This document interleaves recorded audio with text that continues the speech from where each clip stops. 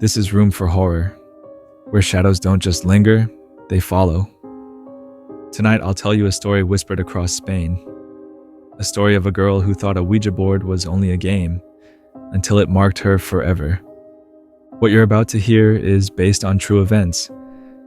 The names and places have been changed to protect those involved, but the nightmare itself is real. The story begins in the early 1990s, in a modest neighborhood just outside Madrid. Life in Spain was different then.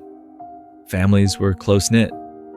The Catholic Church still loomed over everyday life, and superstition clung tightly to the culture. Stories of saints, miracles, and curses were spoken in the same breath. The Navarro family lived in a small apartment block in Valdemora, a working-class suburb. Their home was humble, tiled floors, cream-colored walls, and the sound of neighbors' televisions bleeding through thin plaster. The mother, Ana Navarro, was raising her children largely on her own. She was strong-willed, practical, and weary, her hands calloused from factory work. Her eldest daughter, Isabel, was her pride. At 16, Isabel was vibrant, chatty, social, and curious. She loved music, fashion, and gossip with her friends, but beneath her playful spirit, she carried a fascination with the mysteries of life and death. Like many teenagers, she had heard rumors about Ouija boards. They weren't as commercialized in Spain as in the United States, but whispered stories made their way into classrooms. Priests warned against them. Elders claimed they could invite demons, but to young people it was irresistible. Half game, half forbidden thrill. One humid afternoon, Isabel and her classmates gathered in a disused room at their school. The room smelled faintly of chalk and old wood, its windows cracked to let in weak sunlight. They came armed with a makeshift Ouija board, a sheet of paper marked with letters, numbers, and the words yes and no. A glass served as their planchette. The girls were nervous, but their laughter filled the air as they formed a circle. Isabel led them, her dark eyes glimmering with curiosity. They placed their fingertips lightly on the glass. "Is anyone here with us?" Isabel asked. For long moments, nothing happened. Nervous giggles spread through the group.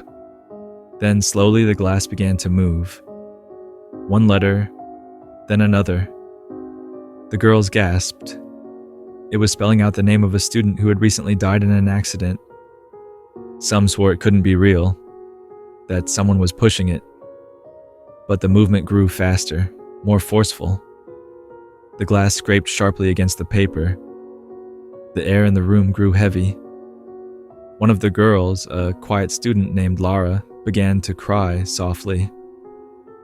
"Please stop," she said. "It doesn't feel right." But Isabel was entranced. She leaned closer, asking questions the others were too afraid to speak. "Are you happy where you are?" she whispered. The glass spun wildly, circling the paper. It began to slide toward the word no again and again, slamming into the edge, as if trying to escape the page. Then the temperature dropped. The sunlight dimmed as though something had moved across the window.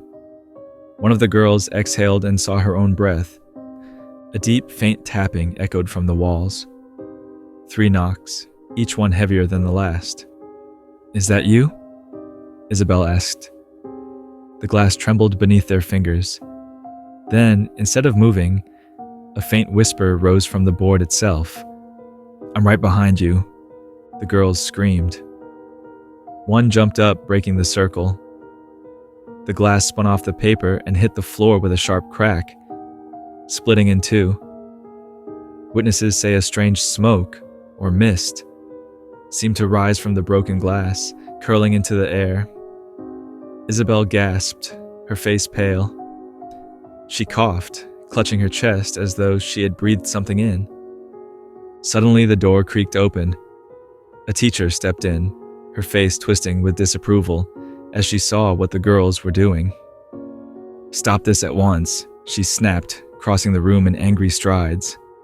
The teacher snatched the paper, scolded them, and stormed out. For a split second, the girls saw it.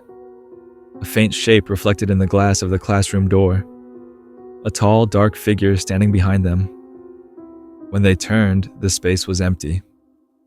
The girls sat frozen, shaken, their laughter gone. But for Isabel, something had already changed. From that day on, Isabel's world grew darker. At home, her siblings noticed her staring into corners of the room, her lips moving as if in whispered conversation. At night, she woke screaming, claiming to see shadowy figures standing beside her bed. She told her mother she felt watched constantly, even when alone. "There's someone with me," she whispered. "It doesn't leave." At first, Anna thought it was guilt. Teenage nerves after playing with something forbidden. Spain was, after all, a deeply Catholic country. The very idea of calling spirits was considered sinful. But soon, the atmosphere in the house began to change. During dinner one night, the family's crucifix slipped from the wall and crashed to the floor with a sharp crack. The lights flickered each time Isabel entered a room, and candles wavered as if recoiling from her presence. Even the holy water turned cloudy whenever she tried to pray. And then came the voice. It started softly, calling her name in a low, rasping tone that no one else could hear. Isabel would cover her ears, trembling, insisting it was whispering from inside the walls. Once, her younger brother saw her sitting upright in bed, eyes open, murmuring in a voice that wasn't her own, speaking a language he didn't recognize. She complained of feeling cold even in the summer heat. Strange bruises bloomed across her arms and shoulders, though no one had touched her. Soon after, her health deteriorated. Isabel, once lively and full of warmth, now suffered seizures and fainting spells. Doctors examined her, but every test came back inconclusive. Stress, they said. Psychological trauma. But Anna knew better. She saw the terror behind her daughter's eyes. The family grew desperate, seeking help from doctors, priests, even local healers, who whispered of curses and restless souls, but nothing brought relief. Then one night, Isabel's screams shattered the silence. Anna rushed into the bedroom to find her daughter convulsing. Eyes rolled back, foam at her mouth. Her younger siblings cried in terror as Isabel's body arched violently, bones straining against her skin. Anna cradled her daughter, sobbing as Isabel's voice rasped, "It's inside me. It wants me." The torment went on for months. The family lived in fear, every night bringing new horrors, until one summer evening it all came to an end. Isabel collapsed once more, writhing on the floor. Her body twisted unnaturally, her breath rattling. Her siblings screamed. Anna prayed desperately, clutching a rosary. But this time, Isabel did not recover. She lay still, her chest unmoving, her eyes fixed on the ceiling.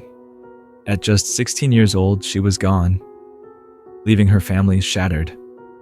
However, Isabel's death wasn't the end of the story. It was only the beginning. The Navarro family fell into mourning, but grief quickly gave way to terror. Within days of Isabel's death, strange occurrences plagued the home. Knocks echoed from the walls at night. Doors opened and slammed on their own. Objects hurled across rooms by invisible force. The family reported hearing Isabel's voice, calling out, whispering, even screaming in the darkness. Her photograph, hung on the wall, would fall again and again, as though pushed by unseen fingers. One night, Anna entered the children's room to find them huddled together, shaking. She was here, her youngest said. Isabel, but her face was dark. Neighbors, too, began to notice strange things. Cries echoing through the apartment when the family wasn't home, flickering lights in the windows, and a smell of burning, though nothing was on fire. Terrified and desperate, the Navarro family called the police. Officers arrived expecting hysteria. Instead, they witnessed something they could not explain. One officer reported hearing a low growl emanating from the walls. Another swore that a heavy cabinet moved several feet across the floor on its own. A crucifix was torn violently from the wall, landing across the room. The officers were shaken. They wrote an official report describing the events, a rare document in Spain's police history acknowledging unexplained phenomena. But a report could not banish what haunted the Navarros. The family endured the haunting for months, living in fear of each nightfall. Eventually, they abandoned the apartment, leaving behind furniture, photographs, and memories they could no longer bear. Neighbors whispered about the home for years afterward.